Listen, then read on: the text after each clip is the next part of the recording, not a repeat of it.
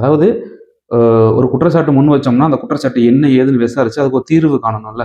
இதே கட்சியை சார்ந்த அஜிதா அப்படிங்கிற ஒரு பெண்மணி, கட்சிக்குள்ள பெரிய தவறுகள் நடக்குது, பெரிய ஊழல்கள் நடக்குதுங்கிற விஷயத்த முன் வச்சு அவங்க பேச வரும்பொழுது, அவர்கள் நிறைய வாகனத்த வேகமா ஏத்தி, உள்ளேயே உட்கார்ந்திருந்த விஜய் வெளிய வந்து என்னம்மா பிரச்சனைன்னு ஒரு வார்த்தை கூட கேட்கல. இதே கட்சிக்கு பதாகை வச்ச ஒரு நபர் அவங்களுடைய 2வது மாநாட்டுக்கு முன்னாள், ஒரு நாளைக்கு முன்னால் சிவகாசி பக்கத்துல ஒரு மாணவன் பதாகை வைக்க முயற்சி பண்ணும்போது மின்சாரம் தாக்கி இறந்துட்டாரு.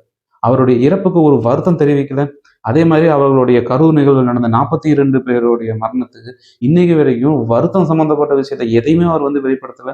இது இருக்கிறதுலயே ஒரு உச்சகட்டமான ஒரு பிரச்சனை என்னன்னு பார்த்தீங்கன்னா, இறந்த குடும்பத்துல எல்லாத்தையுமே அவர் இருக்கிற இடத்துக்கு வர வச்சு பார்த்துட்டு இருக்காருங்கிறதெல்லாம், இனி நாளைக்கு மக்களுக்கு ஏதாச்சும் ஒரு பிரச்சனை அப்படின்னா, இவர் வந்து மக்களுக்காக நிப்பாரா?